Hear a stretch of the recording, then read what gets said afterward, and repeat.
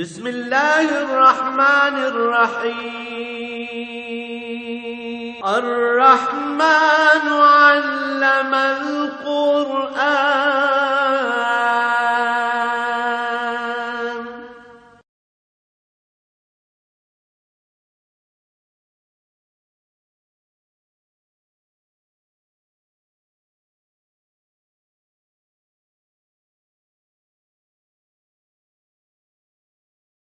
الحمد للہ رب العالمین والصلاة والسلام علی حبیبہ محمد وآلہ وصحبہ آمین۔ اعوذ باللہ من الشیطان الرجیم، بسم اللہ الرحمن الرحیم۔ یا صاحبی السجن اما احدکما فیسقی ربہ خمرا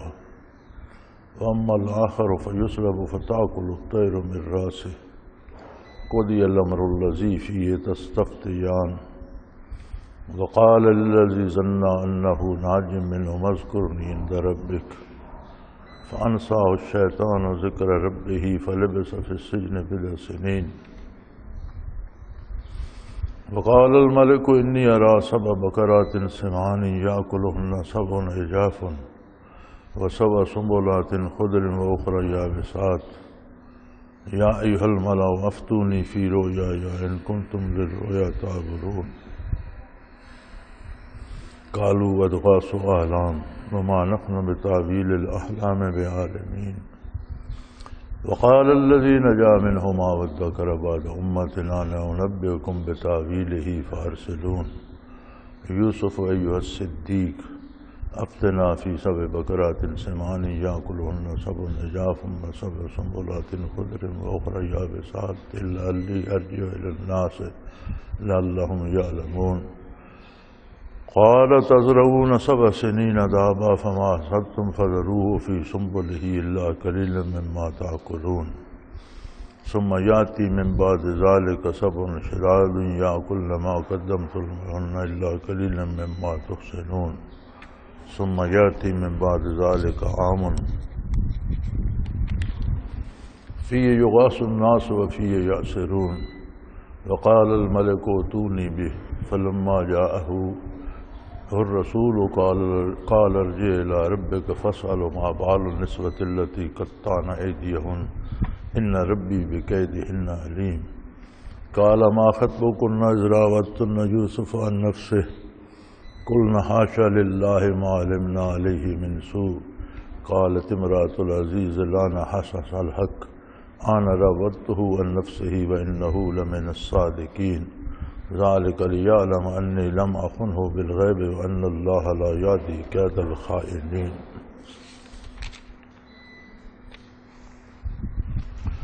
چنانچہ یوسف علیہ نبینا علیہ السلام نے ان کے خواب کی تعبیر ارشاد فرمائی۔ وہ ساری بات کرنے کے بعد توحید باری، انبیاء کا اتباع اور اس کی تلقین کرنے کے بعد اور یہ بتانے کے بعد کہ جو راستہ انبیاء کے علاوہ اختیار کیا جاتا ہے، خواہ اپنے طور پر آپ اللہ کا نام لیتے بھی رہے، ویسا نہ مانے جیسا اللہ کے نبی نے ماننے کا حکم دیا ہے تو وہ ایمان نہیں ہوتا۔ پھر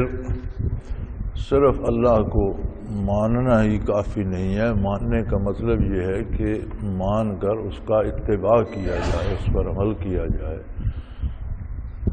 ایمان کا گواہ کردار ہوتا ہے، اعمال گواہ ہوتے ہیں،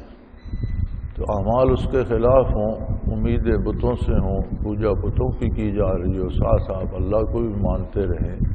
تو یہ درست نہیں ہے۔ پھر ان کے خواب کی تعبیر دی جو انہوں نے پیش کیا تھا، تو انہوں نے فرمایا کہ تم میں سے وہ جو اپنے آپ کو جام میں شراب نچوڑتے دیکھ رہا تھا، تم میں سے وہ ایک تو فیسقی ربہ خمرا،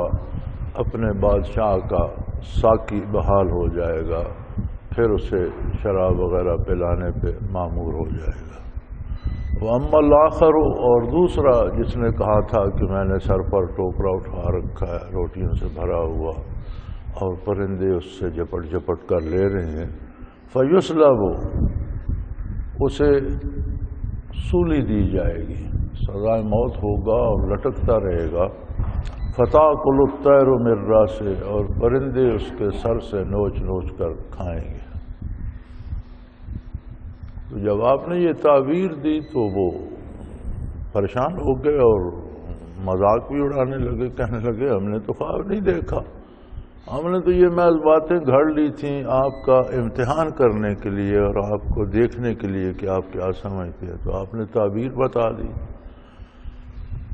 تو حضرت یوسف علیہ السلام نے فرمایا کہ تم اگر خواب دیکھتے تو ایک خواب ہی ہوتا،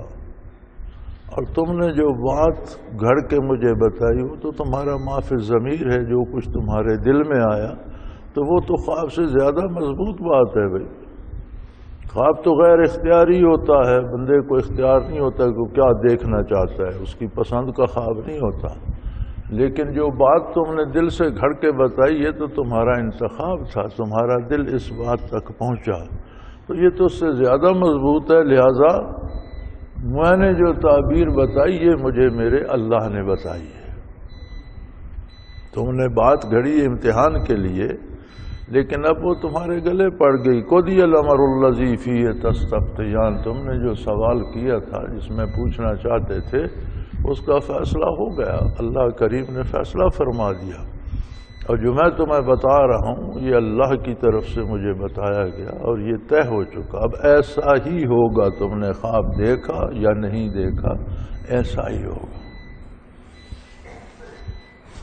اسی لیے فرماتے ہیں علماء کرام کہ اہل اللہ کے ساتھ اور بزرگوں کے ساتھ مذاق درست نہیں ہے، سیدھی اور صاف بات کرنا چاہیے، اور جو کہیں گے وہ شاید پیش آ جائے۔ تو انہیں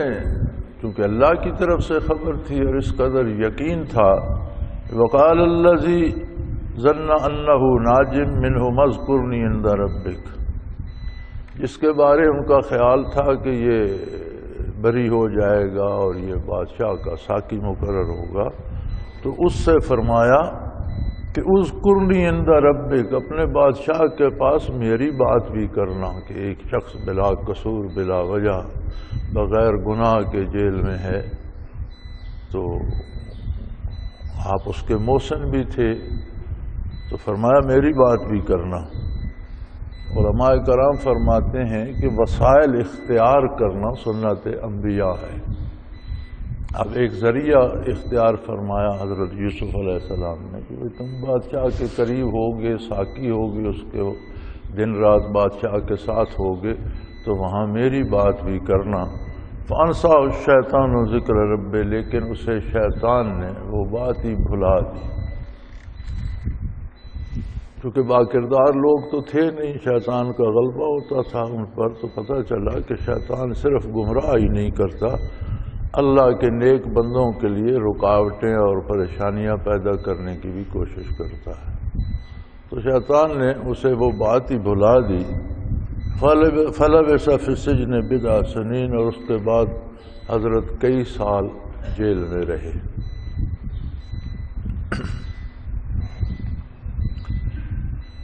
یہ اللہ کریم کا اپنا پروگرام تھا، اس میں کوئی شیطان کی بہادری کو دخل نہیں ہے۔ جب تک اللہ نے چاہا جیل میں رکھا، جب جیل سے نکلنے کی باری آئی تو سیدھا شاہی محل میں پہنچا دیا، بادشاہ کے پاس پہنچا دیا۔ تو بادشاہ نے ایک خواب دیکھا، وہ کہنے لگا میں نے خواب میں دیکھا ہے کہ 7 موٹی گائیں ہیں بڑی فربا، اور 7 بہت کمزور گائیں ہیں دبلی پتلی، وہ دبلی گائے جو ہیں وہ موٹی گایوں کو کھائے جا رہی ہیں۔ وَسَبْعُ سُنبُلَاتٍ خُضْرٍ وَأُخَرَ يَابِسَاتٍ، اور 7 خوشے میں نے دیکھے جو بڑے سرسبز اور بڑے صحت مند تھے، لیکن ان کے علاوہ 7 خوشے میں نے دیکھے جو بالکل خشک تھے، جن میں کوئی دانہ نہیں تھا۔ تو اہل دربار سے فرمایا، اس کے جو راہب مذہبی پیشوا یا جو اہل علم دربار میں تھے ان سے کہا افتونی فی رویا، یا میرے خواب کی تعبیر بتاؤ، ان کنتم للرویا تعبرون، اگر تم خواب کی تعبیر کا علم جانتے ہو تو میرے خواب کی تعبیر بتاؤ، کیونکہ انہیں تو اپنے عالم ہونے کا بڑا دعویٰ تھا اور باتوں کو سمجھنے کا بڑا دعویٰ تھا، اور بادشاہ کے اہل دربار تھے۔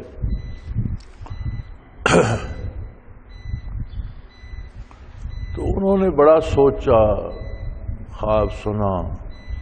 سمجھ نہ آئی کہ 7 گائیں بڑی موٹی ہیں اور 7 دبلی ہیں، وہ دبلی ان موٹی گایوں کو کھا رہی ہیں، 7 خوشے ہیں جو سرسبز ہیں، دانوں سے بھرے ہوئے ہیں، بڑے خوبصورت ہیں، لیکن 7 بالکل خشک ہیں جن میں کوئی دانہ نہیں اور مرجھائے ہوئے اور مردہ سے ہیں۔ تو سوچ سوچ کر کہنے لگے قالوا اضغاث احلام، یہ بادشاہ سلامت پریشان سے خیال ہے، یہ خواب کوئی بامعنی نظر نہیں آتا، یہ پریشان خیال ہیں جو متشکل ہو کر آپ کو خواب میں نظر آ گئے۔ وما نحن بتعویل الاحلام بعالمین، اور ایسے پریشان خیالوں کا اور ایسی باتوں کی کوئی تعبیر نہیں ہوتی، ان کا کوئی معنی نہیں ہوتا، یہ محض نفس انسانی مختلف پریشان خیال جمع کر کے ایک شکل متشکل کر دیتا ہے، تو یہ تو محض پریشان خیال ہیں اور ان کی کوئی تعبیر ہماری سمجھ میں تو نہیں آتی۔ اس وقت اس کو خیال آیا جو ساقی تھا، تو فوراً وہ بول اٹھا، اسے یاد آ گیا اپنا خواب جو میں نے بیان کیا تھا یوسف علیہ السلام کے سامنے، اور انہوں نے جو تعبیر تھی، ہم نے گھڑ کے خواب بیان کیا، انہوں نے جو تعبیر دی بالکل ہو بہو ویسا ہی ہوا کہ دوسرے کو پھانسی ہو گئی، اسے لٹکا دیا گیا اور اس کی لاش بھی کسی نے نہیں اتاری، پرندے نوچ نوچ کر اسے کھا گئے، اور میں ساقی بحال ہو گیا۔ تو وقال الذی نجا منہما، جس کو ان میں سے جو رہا ہو گیا تھا، جسے نجات مل گئی تھی، وہ کہنے لگا، اور بعد ایک عرصے کے بعد پھر اسے وہ بات یاد آئی، انا انبئکم بتعویلہ فارسلون، میں آپ کو اس کی تعبیر لا کر دیتا ہوں، مجھے جانے دیجیے۔ اسے یاد آ گیا کہ جیل میں ایک نوجوان ہے، بہت خوبصورت، بہت حسین، بہت کریم، بہت باکردار، بہت سچا، بہت کھرا، اس نے مجھے خواب کی تعبیر بتائی تھی، اگر مجھے اجازت ہو تو میں پھر جیل جاتا ہوں اور اسے مل کر آپ کے خواب کی تعبیر لاتا ہوں۔ بادشاہ نے اجازت دے دی، وہ پھر جیل یوسف علیہ السلام کی خدمت میں حاضر ہوا، اور سب سے پہلے تو اس نے عرض کی، یوسف ایھا الصدیق، اے یوسف آپ بہت سچے آدمی ہیں، آپ نے جو کہا تھا ویسا ہی ہوا، آپ کی بات حرف بحرف سچ ثابت ہوئی۔ ایھا الصدیق، آپ کھرے آدمی ہیں، سچے آدمی ہیں۔ بعض حضرات نے لکھا ہے کہ کوئی شخص کسی واقعہ کو، کسی بات کو دیکھ کر من و عن بیان کرتا ہے تو وہ صادق ہوتا ہے۔ صادق اسے کہتے ہیں جو کچھ وہ دیکھے یا جو کچھ اس کے علم میں آئے، بلا کمی بیشی کے، بلا کم و کاست وہ صحیح بیان کر دے، وہ صادق ہوتا ہے، سچا ہے۔ صدیق وہ ہوتا ہے کہ جو کہہ دے واقعہ اسی کے مطابق اللہ کریم کر دیتے، وہ صدیق ہوتا ہے کہ جو اس نے فرما دیا اللہ کریم نے ویسا کر دیا۔ تو اس نے کہا یوسف ایھا صدیق، آپ تو صدیق ہیں، آپ کے منہ سے جو بات نکلتی ہے وہ بہو ویسی واقعہ ہو جاتی ہے۔ اب ان کی پھانسی یا برات کا واقعہ کو حضرت یوسف علیہ السلام نے دیکھا تو نہیں تھا، من جانب اللہ جو علوم عطا ہوئے ان کی قوت پر کہہ دیا کہ اس کو پھانسی ہوگی اور اس کی لاش لٹکتی رہے گی، پرندے گوشت نوچیں گے اور تم بری ہو جاؤ گے، اور نہ صرف بری ہوگے بلکہ بادشاہ کے ساقی بحال ہو جاؤ گے اپنے اس مرتبے پر، اپنے مقام پر۔ تو ویسا ہو گیا۔ تو اس نے کہا ایھا صدیق، آپ تو صدیق ہیں، آپ جو فرماتے ہیں وہ ہو جاتا ہے۔ اب ہمیں عذرائے کرم اس خواب کی تعبیر بتائیے. افتنا فی سبع بقرات سمان یاکلہن سبع عجاف، کہ 7 گائے ہیں یا بیل ہیں. بقرہ گائے کو بھی کہتے ہیں، بیل کو بھی کہتے ہیں. بقرہ کیاف کش والے کے ساتھ ہو تو اونٹ کو کہتے ہیں. ابو بکر کا مطلب ہے دراز قد، اونٹ جتنے قد والا. تو وہ کہنے لگا کہ بادشاہ نے دیکھا ہے کہ 7 موٹی فربا گائے ہیں اور 7 دبلی ہیں، وہ دبلی ان موٹیوں کو کھا رہی ہیں. وَسَبْعُ سُنبُلَاتٍ خُضْرٍ وَأُخْرَىٰ يَابِسَاتٍ، اور 7 خوشے ہیں بڑے تر و تازہ دانوں سے بھرے ہوئے، اور 7 بالکل مرے ہوئے سوکھے ہوئے جن میں کوئی غلہ نہیں ہے، دانہ نہیں ہے، بیج نہیں ہے، مرجھائے ہوئے 7 وہ ہیں. لعلی ارجع الی الناس لعلہم یعلمون، آپ مجھے اس کی تعبیر بتائیے تاکہ میں واپس جاؤں اور سارے لوگ جان سکیں کہ اس کی تعبیر کیا ہے. کیونکہ بادشاہ کا خواب تھا تو غلغلہ تو بہت تھا. خواب کی تعبیر میں بہت سی چیزیں ہوتی ہیں جنہیں اللہ نے علم تعبیر دیا ہے وہ جانتے ہیں. ایک عام آدمی کے خواب کا کیا مطلب ہے اور حکمران کے خواب کا کیا مطلب ہے، کس عہدے پہ بندہ ہے، اس عالم ہے، نیک ہے، پارسا ہے، بدکار ہے. تو فرد کی ذات کے ساتھ اس کے خواب اور اس کی تعبیر کا رشتہ جڑتا ہے. اب یہ خواب بادشاہ کا تھا تو بادشاہ تو پورے ملک کا ذمہ دار ہوتا ہے. تو حضرت نے فرمایا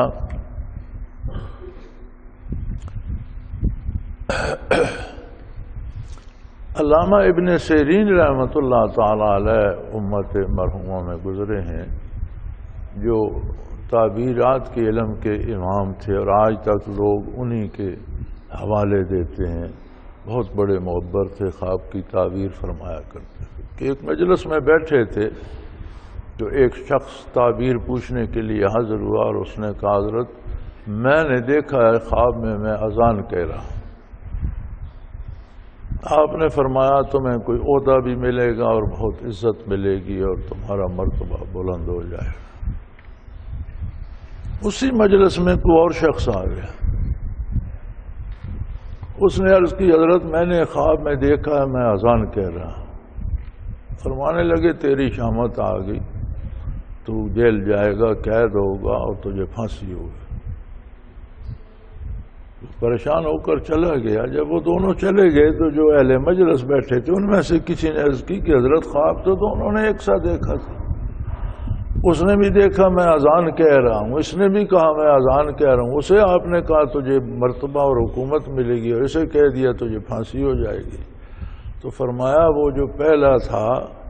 وہ نیک صاحب علم با کردار آدمی تھا. اذان جو ہوتی ہے وہ ہوتا ہے کہ بندے کے اندر جو کچھ ما فی الضمیر ہے وہ ظاہر کرتا ہے. مؤذن بتاتا ہے اللہ بڑا ہے، آ جاؤ نماز کی طرف، نیکی کی طرف آ جاؤ. میں شہادت دیتا ہوں اللہ واحد لا شریک ہے، میں شہادت دیتا ہوں اللہ کا نبی سچا اور برحق ہے اور سچا نبی ہے. تو یہ اس کا ایمان ہے، عقیدہ ہے، اس کے اندر ہے، اس کا اظہار کر رہا ہے، لوگوں کو سنا رہا. یہ نیک آدمی بھی تھا، عالم بھی تھا، قابل صاحب اہلیت بھی تھا. جب اس کے یہ کمالات ظاہر ہوں گے تو ظاہر ہے اسے کوئی رتبہ ملے گا، عہدہ ملے گا، عزت ہوگی. یہ جو دوسرا آیا یہ ڈاکو ہے اور چور ہے اور بڑے لوگوں کا قاتل ہے. تو اس کے اندر جو کچھ چھپا ہے جب یہ ظاہر ہوگا تو ظاہر ہے اسے یہ قید ہوگا، اسے پھانسی ہوگی. تو خواب کا تعلق تعبیر دیتے وقت فرد کی ذات کے ساتھ کہ کون ہے، کس نے کیا خواب دیکھا. یہ خواب چونکہ بادشاہ نے دیکھا تھا تو پورے ملک سے اس کا تعلق تھا. آپ نے فرمایا ایسا کرو تزرعون 7 سنین دابا، 7 سال بہت محنت سے کاشتکاری کرو، خوب دبا کر فصلیں بو، پانی لگاؤ، دیکھ بھال کرو، بڑی فصلیں ہوں گی. لیکن یاد رکھو جو زیادہ فصلیں ہوں گی انہیں ضائع نہ کرنا، انہیں محفوظ کرنا۔ پھر اپنی طرف سے جو علوم الہی انہیں عطا ہوئے تھے ایک عجیب نسخہ بیان فرمایا کہ فرمایا غلے کے اگر دانے جمع کرتے جاؤ گے تو ہو سکتا ہے وہ خراب ہو جائیں، یا انہیں گھن لگ جائے، کیڑا لگ جائے، یا ویسے نمی سے خراب ہو جائیں، جم جائیں، تو فَذَرُوهُ فِي سُنبُلِهِ، جتنا ذخیرہ کرنا ہے وہ خوشوں میں ذخیرہ کرنا۔ اسی طرح سٹے دانے نکالے بغیر سٹے جمع کر لینا۔ اِلَّا قَلِيلًا مِّمَّا تَأْكُلُونَ، اور ان میں سے بہت تھوڑا خرچ کرنا، جتنا تمہاری ضرورت ہے، جتنا کھانے کو چاہیے وہ خرچ کرنا، ان میں سے دانہ ضائع نہ ہونے دینا۔ اب یہ بڑا خوبصورت طریقہ بتایا کہ اگر خوشے جمع کر لیے جائیں تو وہ خراب نہیں ہوتے۔ میرا ذاتی تجربہ یہ ہے، چونکہ کاشتکاری ہی پیش ہے اور ہر سال کرتے ہیں، تو ہم جب غلہ صاف کرتے ہیں تو اس میں اگر کچھ اثر تھوڑا تھوڑا اس بھوسے کا یا گندم کے تنکوں کا یا سٹے پر جو چھلکا ہوتا ہے وہ اس میں رہ جائے تو وہ دانے خراب ہونے سے بچ جاتے ہیں، انہیں کیڑا نہیں لگتا۔ اب بالکل صاف کر کے رکھو تو انہیں مہینے 2 مہینے بعد گن لگ جاتا ہے، یہ بڑی عجیب بات ہے۔ اس لیے ہم جو غلہ رکھتے ہیں اور سارا سال الحمدللہ یہاں کھاتے ہیں، اس میں تھوڑا بہت وہ ہم چھوڑ دیتے ہیں، اور پھر یہاں ان کے پاس لڑکوں کے پاس مشین ہے، جب پسانے ہوتے ہیں تو اس مشین میں ڈالتے ہیں، وہ صاف کر دیتی ہے، وہ تنکے الگ کر دیتی ہے، مٹی الگ کر دیتی ہے۔ تو ان تنکوں میں بھی اتنا اثر ہے، اور اگر خوشے ہی رکھ دیے جائیں تو پھر تو خراب ہونے کا سوال ہی پیدا نہیں ہوتا۔ تو انہوں نے فرمایا چونکہ تم نے 7 سال جمع کرنے ہیں، پھر اس کے بعد 7 سال خرچ کرنے ہیں، تو تم نے 14 سال گندم کا ذخیرہ چلانا ہے، تو اسے خوشوں میں رکھنا۔ یہ خواب کا حصہ نہیں تھا، یہ علوم نبوت سے آپ نے اسے ارشاد فرمایا۔ ثم یاتی من بعد ذلک سبع شداد یاکلن ما قدمتم لہن الا قلیلا مما تحصنون، اس کے بعد 7 سال بڑے سخت آئیں گے۔ وہ جو موٹی گائے تم نے دیکھی وہ 7 سال سرسبزی و شادابی اور فصلوں کی کثرت کے ہیں، اس کے بعد 7 سال وہ دبلی گاؤں والے اور خشک خوشے والے آئیں گے، جس میں وہ ذخیرہ تم خرچ کرتے رہو گے، اور اس ذخیرے کو بھی ختم نہ کر دینا، اس میں سے بھی بیج کے لیے ضرور بچا کے رکھنا۔ یا کلنا ما قدمتم لہن، وہ 7 سال جو کچھ تم نے رکھا ہے وہ کھا جائیں گے، لیکن اس میں سے تم بیج کے لیے بچا لینا، مما تحصنون، بچا کے رکھنا کہ جو پھر بعد میں کام آئے گا۔ ثم یاتی من بعد ذلک عام فیہ یغاث الناس وفیہ یعصرون، اس کے بعد جو 14 سال کے بعد 7 سال آباد کاری کے، پھر 7 سال خشک سالی کے، 15واں سال جو آئے گا وہ پھر بہت مبارک سال ہوگا، خوب بارشیں ہوں گی، خوب آبادی ہوگی، اور لوگ اس میں بہت موج کریں گے، بلکہ پھل کھانے کی بجائے لوگ پھل نچوڑا کریں گے، یعنی اتنی کثرت ہوگی پھلوں کی کہ لوگ پھل کھانے کی بجائے پھل نچوڑ کر ان کا جوس بنا کر یا رس نکال کر پیا کریں گے۔ فیہ یغاث الناس، لوگوں پر بہت زیادہ بارشیں ہوں گی، وفیہ یعصرون، اور پھل نچوڑ کر پیا کریں گے، اتنی کثرت ہو جائے۔ آپ نے بہت خوبصورت تعبیر بتائی، اس نے جا کر بادشاہ کو سنائی، بادشاہ بڑا خوش ہوا، اس نے کہا یہ سارے اہل دربار جو مدتوں سے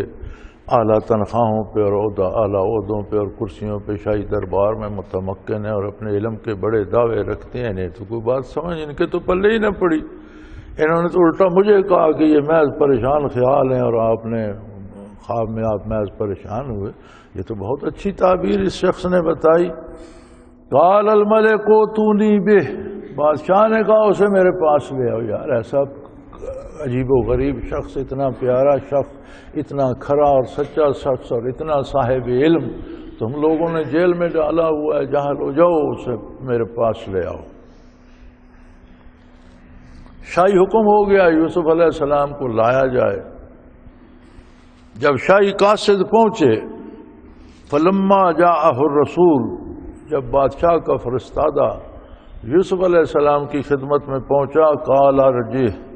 انہوں نے فرمایا نہیں میں نہیں آ رہا تیرے ساتھ۔ جیل سے نکلنے کی کوشش بھی میں نے کی، وسائل بھی اختیار کیے، اللہ نے اب سبب بھی بنا دیا، جیل سے باہر جانا بھی چاہتا ہوں لیکن اس طرح نہیں۔ پہلے میں اپنا دامن صاف کروں گا، مجھ پر جو الزام تراشی کی گئی اس کی تحقیق کی جائے، اس بات کو اس کے منطقی نتیجے تک پہنچایا جائے، پتہ چلے میرا قصور ہے یا نہیں ہے، پھر میں آؤں گا۔ میں ایک قصوروار کی حیثیت سے نہیں آنا چاہتا، چونکہ بادشاہ کے دربار میں بات پہنچ گئی ہے تو بادشاہ کے لیے تفتیش کرنا کون سا مشکل ہے، بادشاہ تفتیش کرے۔ اور آپ نے فرمایا قال ارجع الی ربک، اپنے بادشاہ کے پاس لوٹ کر جاؤ، فاسألہ ما بال النسوة اللتی قطعن ایدیہن ان ربی بکیدہن علیم، اور بادشاہ سے کہو کہ ان عورتوں کو طلب کرے جنہوں نے اپنے ہاتھ کاٹ لیے تھے۔ ان کے ہاتھ زخمی ہو گئے تھے، جب یوسف علیہ السلام کو دیکھا تو ہاتھ پہ کٹ لگ گیا، بجائے فروٹ کاٹنے کے ہاتھ بھی ساتھ زخمی ہو گیا۔ تو چونکہ ان کے سامنے تو زلیخا نے اعتراف جرم کیا تھا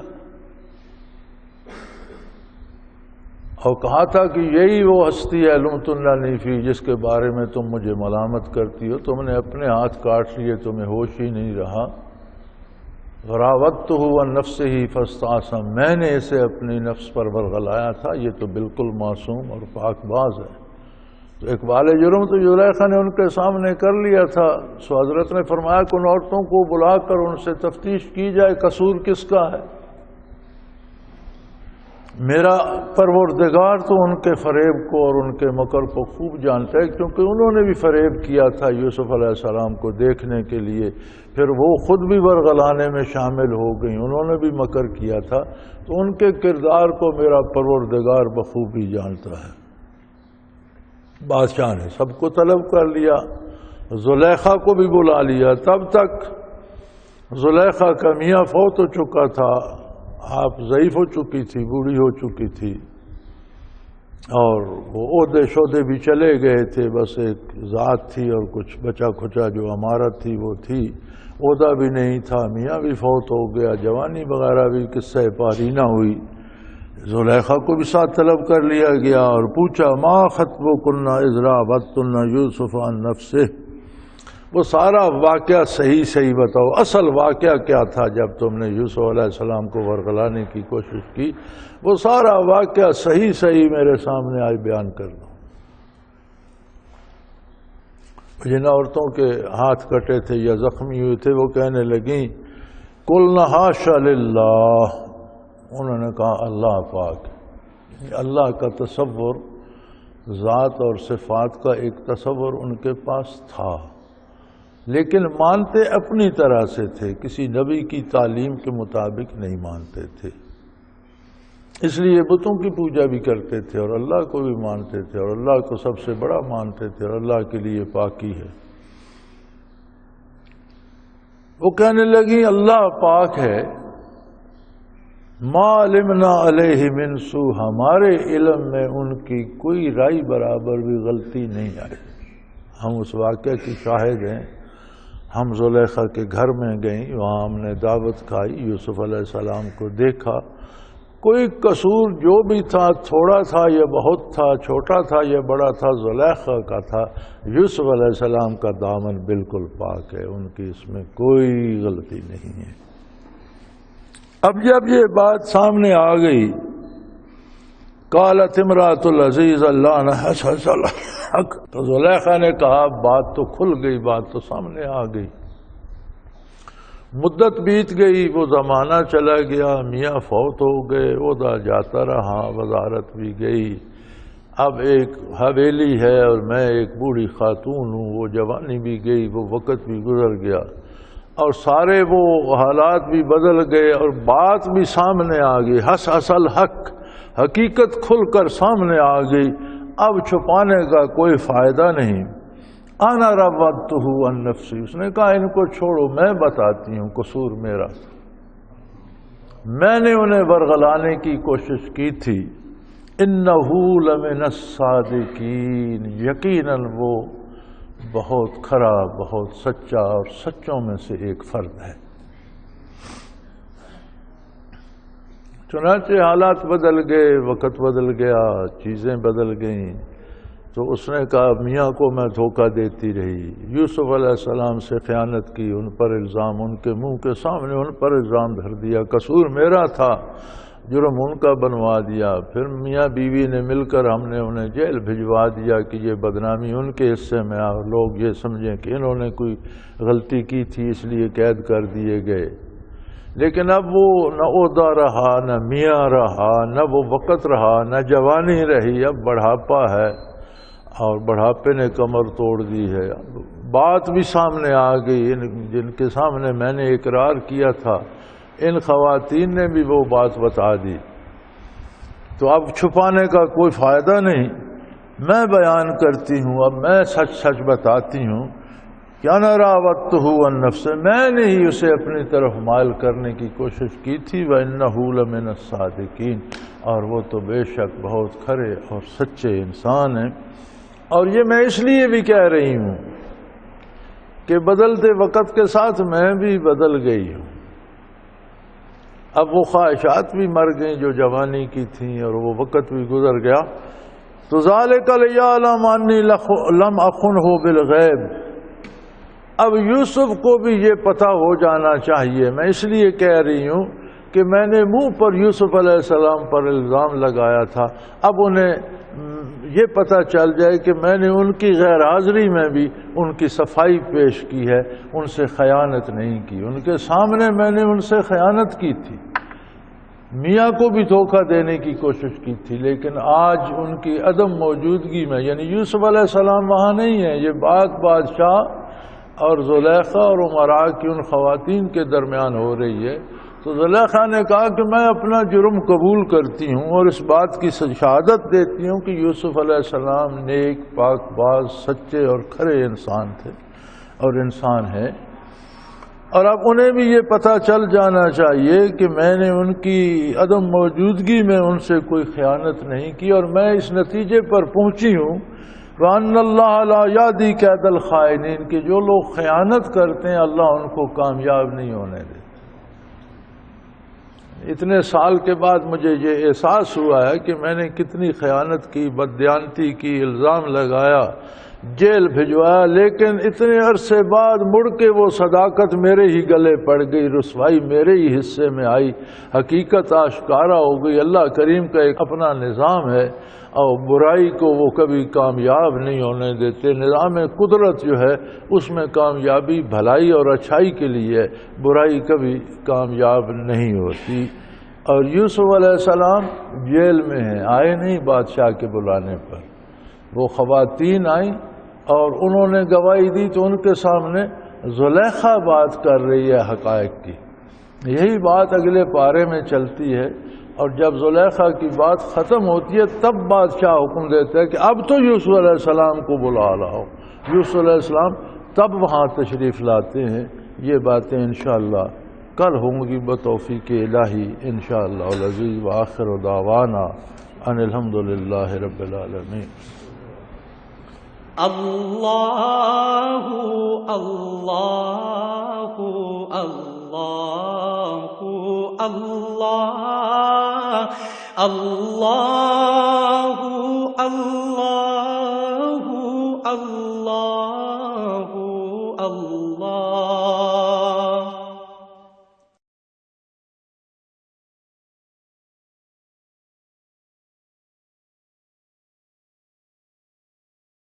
سال سے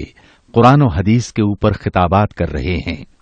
اور سلسلہ نقشبندیہ اویسیہ کے مطابق لوگوں کو ذکر الہی کی تربیت دے رہے ہیں۔ وہ قرآن پاک کی تفسیر ترتیب وار بیان کر رہے ہیں۔ تفسیر قرآن کو وہ موجودہ ملکی اور بین الاقوامی حالات کے مطابق بیان کرتے ہیں۔ موٹر وے سے کلر کہار کے انٹرچینج سے نکلتے ہوئے कलर कहार की झील से होते हुए मियानी, बोछाल और नूरपुर से गुजरते हुए दारुल इरफान मिनारा पहुंच सकते हैं। हजरत अमीर मोहम्मद अकरम आवान ने बच्चियों और बच्चों की दीनी और दुनियावी तालीम के लिए सिकारा एकेडमी के नाम से एक दरसगाह भी कायम की है, जिसका इफ्तिताह मुल्क पाकिस्तान के सदर जनरल मोहम्मद जियाउल हक ने अपने दस्ते मुबारक से किया था।